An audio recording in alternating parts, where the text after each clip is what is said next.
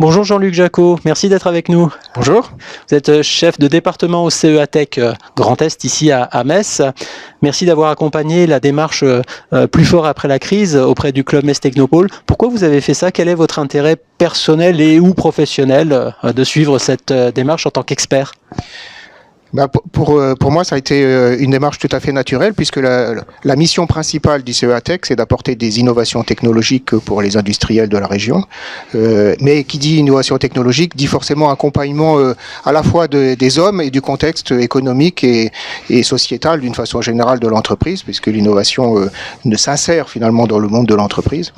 Et donc, à titre professionnel, c'est une continuité assez naturelle de ce qu'on fait habituellement avec les entreprises. Et puis, à titre personnel, ça correspond bien à mon vécu d'ancien industriel, donc j'y ai trouvé beaucoup de satisfaction aussi personnelle. Très bien, en tout cas nous on est heureux de vous avoir à nos côtés.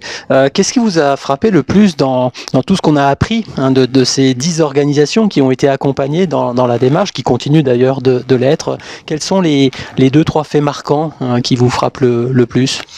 Le premier peut-être, c'est la capacité d'adaptation des entreprises et aussi des équipes finalement dans les entreprises. Ça, je crois que c'est le fait le plus saillant, parce que le choc a été violent, mais finalement, les réactions des personnes ont permis, je crois, de minimiser les conséquences. Ce qui est peut-être aussi frappant, c'est que il est plus difficile de se projeter sur l'après-crise, et peut-être que c'est vraiment le sens de cette action qui a été mise en place. Une fois qu'on est dedans et puis qu'on a survécu ou qu'on s'est adapté dans l'immédiat, le chef d'entreprise doit immédiatement se dire qu'est-ce que je vais faire après pour sortir effectivement plus fort, ou en tout cas profiter de la situation pour s'améliorer et sortir par le haut. Alors votre maître mot, c'est innovation, bien sûr, dans votre parcours. Est-ce que s'adapter, c'est forcément innover? Alors, c'est un des éléments pour sortir de la compétition par rapport à la concurrence. L'innovation et l'innovation technologique est un élément clé. C'est pas pour faire des vitrines qu'on cherche à faire, mais c'est vraiment pour se différencier des autres. Du coup, sortir de la seule discussion des prix de vente et de se repositionner sur un marché, non pas par le prix, mais par l'offre. Et donc, c'est un levier extrêmement important pour sortir par le haut, là, vraiment de ces situations de crise.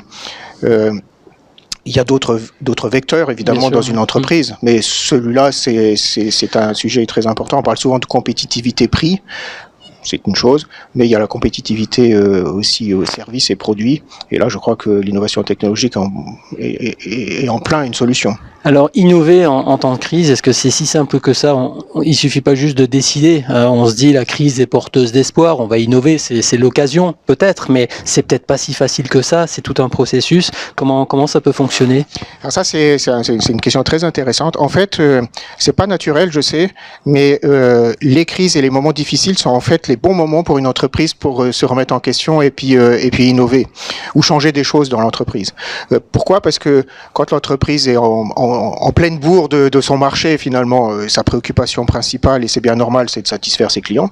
Donc les usines tournent à plein, tous les bureaux d'études, etc. tournent à plein. Évidemment, ils n'ont pas le temps de faire autre chose que de servir les clients. Paradoxalement, c'est dans les périodes plutôt de baisse d'activité, où il faut justement se remettre en cause. Là, on a un petit peu plus de ressources, un peu plus de temps. On prend moins de risques aussi de ne pas servir si jamais il y a quelques aléas, d'avoir des conséquences chez ses clients. Alors évidemment, le chef d'entreprise va dire oui, mais là on a moins d'argent à investir dans cette période-là. C'est vrai, mais c'est vraiment un contre-cycle qu'il faut innover. Moi, c'est un message peut-être que peuvent entendre les chefs d'entreprise. L'innovation, c'est un contre-cycle, ça doit se faire. Quel est votre espoir pour les semaines et les mois qui viennent? On n'est pas tout à fait sorti de cette très longue crise sanitaire qui s'accompagne d'une crise économique, voire sociale. Votre espoir à vous, comment vous voyez les choses? Bon, évidemment, l'avenir est pas écrit encore. Néanmoins, je pense que pour une entreprise qui a envie d'innover et de sortir finalement par le haut, encore une fois, les signaux sont probablement le plus au vert depuis 10 ans. Pourquoi? Parce que il y a une volonté affichée politique de relocaliser ou de localiser peut-être et redévelopper un petit peu l'industrie. Donc ça, c'est le champ est assez ouvert de ce point de vue-là. Il y a des dispositifs d'accompagnement financier, que ce soit par la région, par l'État avec le plan de relance. Donc et puis des opportunités aussi pour accompagner les investissements dans les entreprises. Donc je crois que c'est le bon moment. C'est le bon moment d'y aller, mais d'y aller peut-être avec la volonté de regagner de la valeur ajoutée interne à l'entreprise, peut-être acheter un peu moins aussi à l'étranger et réintégrer peut-être une partie de la VA en interne et se repositionner sur un marché avec des offres peut-être plus haut de gamme. Et puis il n'y a pas de raison, finalement en France on a des idées, donc on va y arriver. On va y arriver. Merci beaucoup Jean-Luc Jacot pour ce message très optimiste, mais très réaliste aussi de la situation. Et puis en Grand Est, on est bien situé par rapport à votre dernière remarque. On est très bien accompagné par l'ensemble des pouvoirs publics pour aller de l'avant. Merci beaucoup. Merci.